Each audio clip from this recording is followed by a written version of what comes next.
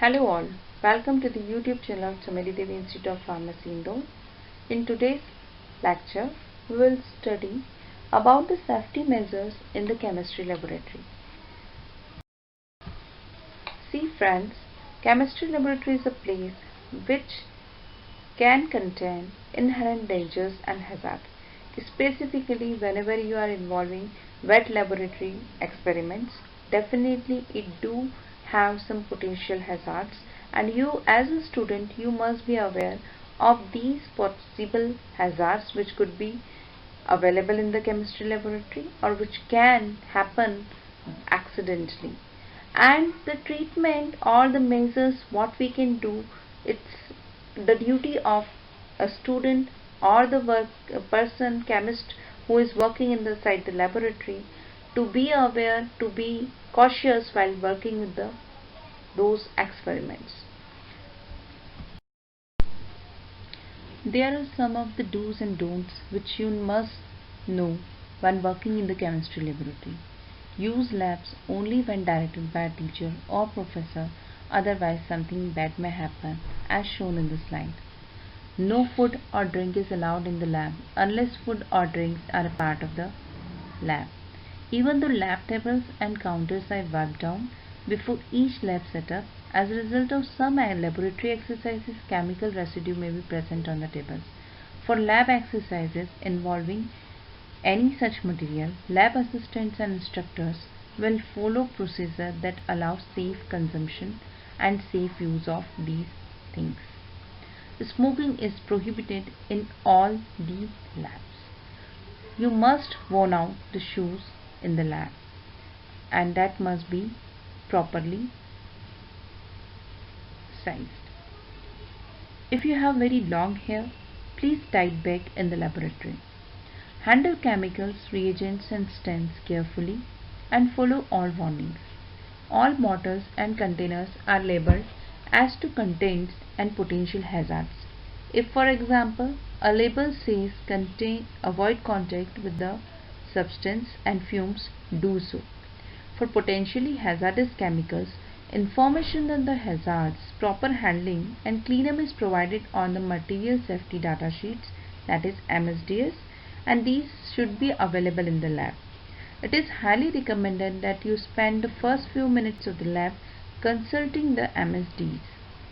Read all precautions in the laboratory manual and on labels and follow directions exactly. Always double check the name of the reagent to be used and the name of the reagent you are using.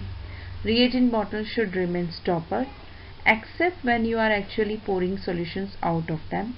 Always replace the stopper or the lid of the stock solution or stains. Be sure to put them on the container they came from. Take only as much as you need and never return leftover solutions to a reagent bottle. Discard leftovers in the proper container. Obviously, as a responsible student and a responsible person in the laboratory, do not horse around in the lab and report accidents as and when happen. If a particular person is engaged in any kind of bad idea, please do not involve with him. Even in fact, save him also from doing so. Do not harm live animals, only handle organism as directed by your teacher. Do not use thumb as a stopper, swirl gently or put a piece of paraffin over the opening to mix solutions. Label all the test tubes and other containers with the contents. Do not pour reagents and chemicals down the sink. Dispose of these only in the designated containers. Follow proper techniques and instructions as provided by your guide. If any glassware accidentally becomes broken, carefully clean it up with a broom and a dustpan. Dispose of the broken glass in the containers labeled for broken glass only. When using hot plates, unplug them before you leave the lab. Keep any kind of material that catches fire easily away from the heat sources. And use safety equipments only in an emergency. If you are on fire, use the shower or the fire. If you are in doubt about directions for an experiment or activity or about use or dispose of materials, ask first before acting. Do not move from here to there in the laboratory or out of the laboratory premises. Laboratory materials must stay in the laboratory area only. If a fire drill or evacuation emergency occurs, be sure to turn off all burners and electrical equipment. Your instructor will review with you the location and wherever applicable the use of the safety equipments in the laboratory, including MSDS files, emergency phone, first aid kit, fire extinguisher and eye washes. Apart from that, you must have the personal protection kit, which must include hand gloves, hat caps, apron and eyes glasses.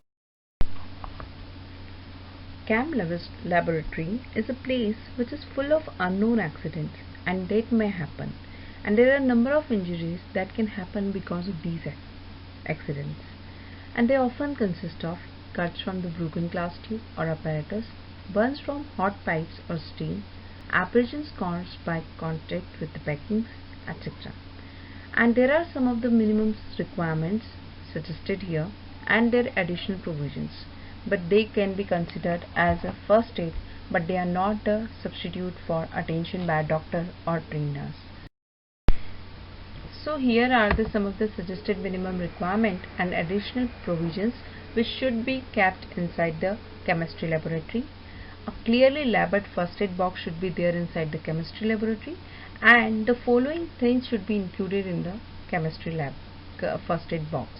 The quantities indicated here are recommended for the establishment employing up to 50%.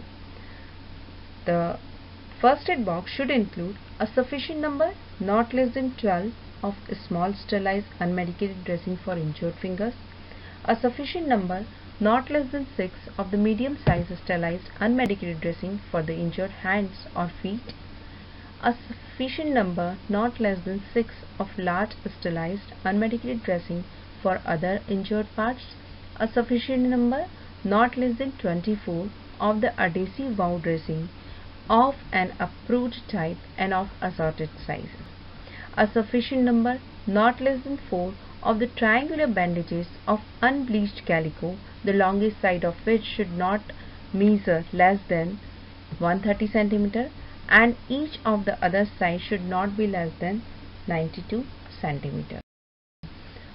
Apart from that, a clearly labeled first aid box must include a sufficient supply of adhesive plaster, a sufficient supply of adsorbent sterilized cotton wool in half-ounce packets, a sufficient supply of approved eye ointment in a container of an approved type and size, a sufficient number, not less than 4, of sterilized eye pads in the separate sealed packets, a rubber bandage or a pressure bandage, safety pins. It is suggested that in addition to the above provisions, which cater primarily for the cuts and heat burns, each laboratory first aid box should contain the following items, like 1 eye irrigation bottle up to 2-liter capacity, 1 tablespoon, 1 bottle of common salt, 1 bottle of magnesium sulfate, 1 bottle of milk of magnesia, and the recommended dose is 2 tablespoonfuls, 1 bottle of vinegar of 1% acetic acid, bromine, formic acid, hydrofluoric acid. They usually cause accidents when splashed on skin. So for such kind of things, whenever you are working in the chemistry laboratory, you can have interaction with these such kind of chemicals, and there are some of the remedies and antidotes for the specific chemicals that must be included in your first aid box.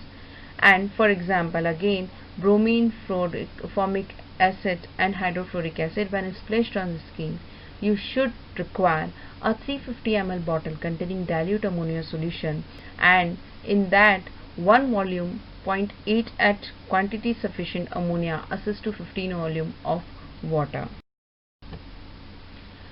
If one is having cyanide poisoning or the specific chemicals which include cyanides than the cyanide antidotes to be taken. The following solutions must be made and kept ready for immediate use. It includes the two different solutions. The solution A, 158 grams of the ferrous sulfate crystal and 3 grams of the citric acid crystals dissolved in 1 liter of the distilled water, and the solution B, which contains 60 grams of anhydrous sodium carbonate dissolved in a liter of distilled water. You need to take these two solutions, and 50 ml solution of A is placed in a 175 ml wide neck bottle closed by polyethylene covered cork and labeled clearly cyanide antidote A. In the second bottle, you must take 50 ml of the solution B and similarly bottled and labeled as cyanide antidote B. Whenever required, these two solutions should mix with each other and swallow that mixture whenever there is cyanide poisoning. If there are hydrogen cyanide and nitriles which may be inhaled by gassing casualties, use amyl nitrite capsules and 3 minutes must be there. If iodine is having any skin contact or ingested accidentally, then use sodium thiosulfate crystals in bottles for fresh preparation of 1% solution in water. If there are phosphorus molecules or phosphorus skin burns are there, 350 ml bottle containing a 3% solution of copper sulfate in water should be available in the chemistry laboratory. If apart from this, if a person has ingested any chemical accidentally, then use of emetics is recommended. But the response of different people to the various first aid methods which are used to induce vomiting is by no means uniform. A simple method of inducing vomiting is that of taking the back of the throat with the 2 fingers or a spoon. A useful and quickly available emetic is the salt water, which we use normally, 1 tablespoon of the common salt in each cupful of tepid water, repeated until vomiting occurs. It is emphasized that vomiting should never be induced in cases of unconsciousness or the ingestion of corrosive poisons such as strong acids or alkali or phenolics. Thanks. This is all about the emergency aids and the first aid which must be included in the chemistry laboratory. Thank you.